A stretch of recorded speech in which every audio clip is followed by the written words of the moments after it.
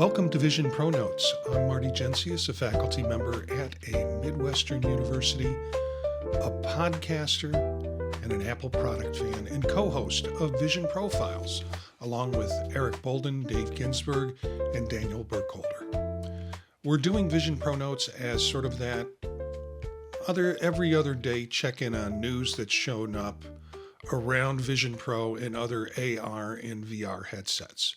So we're doing these brief little snippets that come out on the Vision Profiles channel and in the Vision Profiles stream, and you can catch them Monday morning, Wednesday morning, and Friday mornings. Of course, we have the Monday night show, so we get these things together and they become part of a longer discussion in the show.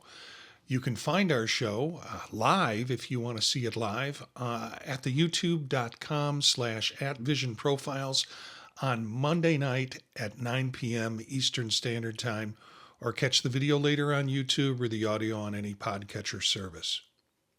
So today's topic is going to be, we have the oxygen has been sucked up in the room a lot by the Vivo Vision headset. It's went on for like 2 weeks talking about this headset that hasn't been produced yet, that hasn't come out, but everybody sucked it up because everybody wants to take a shot at Apple and everybody wants to take a shot at what's happening with Apple and certain segments who have dissatisfaction with what's going on with the Vision Pro. Well, this week, guess what? It's now Samsung's turn to suck up the oxygen in the room. And the article that I have, there were lots of them, but I chose the one from Tom's Guide. And it is simply Samsung's VR headset tipped to cost nearly $2,000, still less than Apple Vision Pro. I don't know why they insist on making those comparisons and making it all about Vision Pro. Can't they just talk about Samsung's headset without turning it into a competition? And you know what? They can't. The reason they can is because there's not a lot there yet. Apparently there was an announcement, and this is part of what you'll be seeing in this article if you take a look at it. Again, the link to the article is going to be in the show notes in both the video and the audio portion of the show. If you go to the podcast version, you'll find it also in the show notes. This link to Tom's Guide's article about the Samsung VR. The short end is Samsung's first high-end headset may be close. Leaks say it could launch in Korea this fall, roughly anywhere between $1,800 and $2,900, still under the Apple Vision Pro's $3,500, but way above MetaQuest. So let's talk about what's likely, what's still a rumor, and what it means for Vision Pro users. Well, to begin with, the price rumor. We still don't know whether it's going to be $1,800K or $2,900K. My guess is that Samsung's not going to get to the low end of the market. They do make some low-end products and some low-end things, but I think they want to look in they want their users to feel like they're buying a headset that's equal to or better than Vision Pro. And along with that goes the price. Supposedly it's going to be announced on the 29th of September, and it will begin to be sold on the 13th of October in South Korea. There's no discussion yet about international markets. The device is really targeting early adopters and developers, and it's not meant to be a mass market kind of device.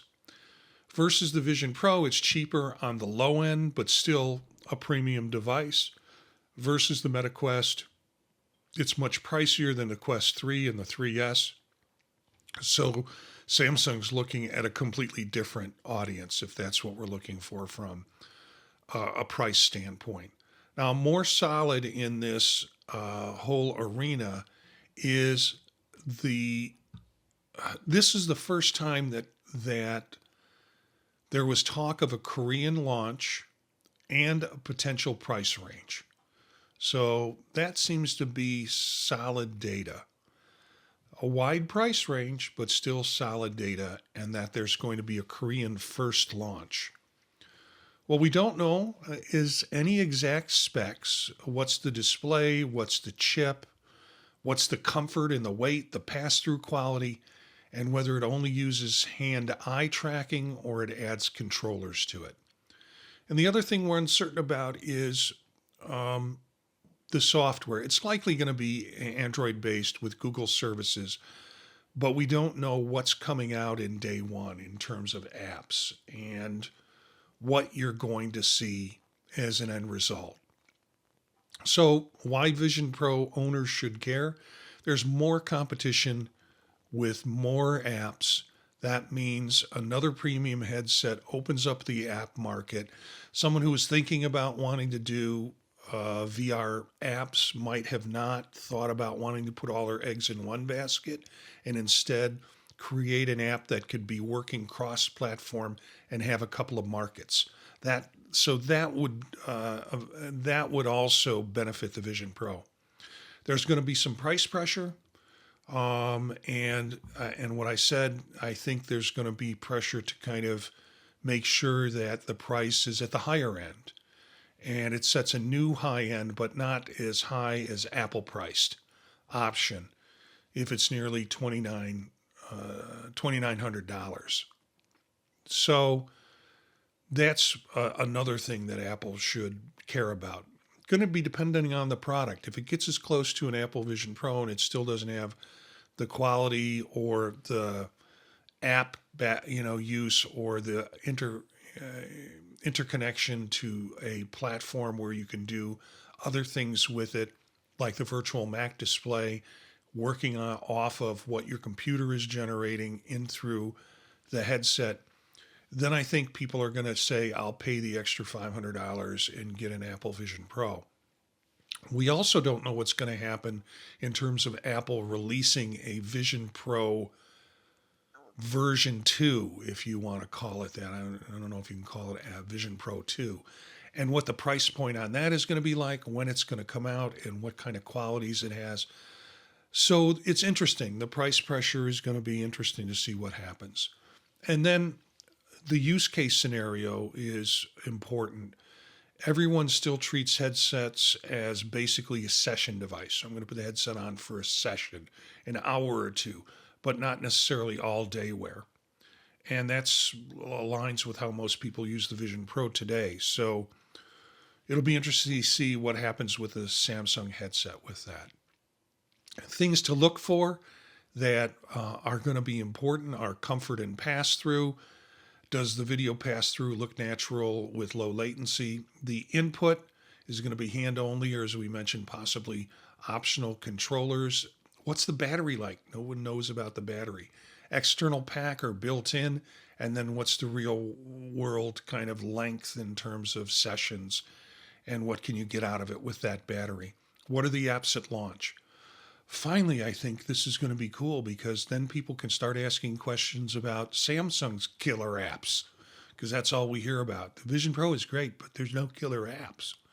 Well, the tables are turned. Now it's Samsung's turn to find out about killer apps and what they can do.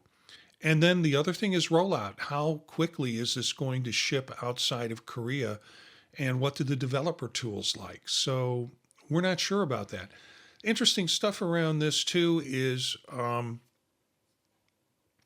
that the Vision Pro, or not the Vision Pro, but this new Samsung, we're not certain in terms of when it's going to come to the U.S. and what its availability is going to be in the U.S. They said that they plan to have and sell 100,000 units before the end of the year.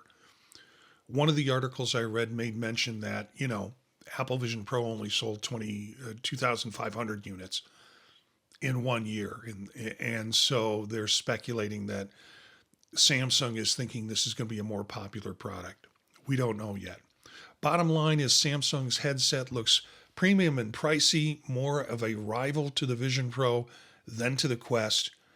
If it's not real good, that's great news for the whole space. Or if it's real good, real and good, that's great news for the whole space. More apps, more investment, faster progress, benefiting Vision Pro users.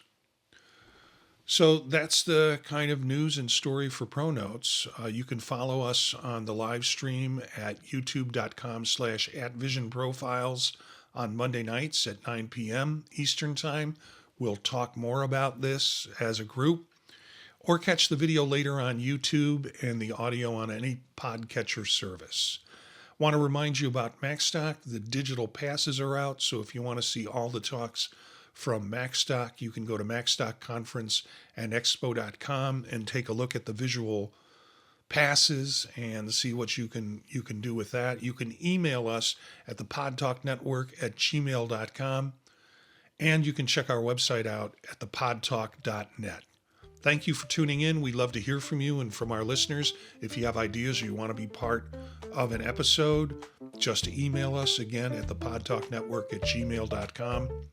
Learn more about us and the Vision Profile podcast at the website, thepodtalk.net. You'll also find other cool podcasts that we do as part of the podtalk.net. Spread the word to other visionaries. Thanks for listening, and we'll see you next time.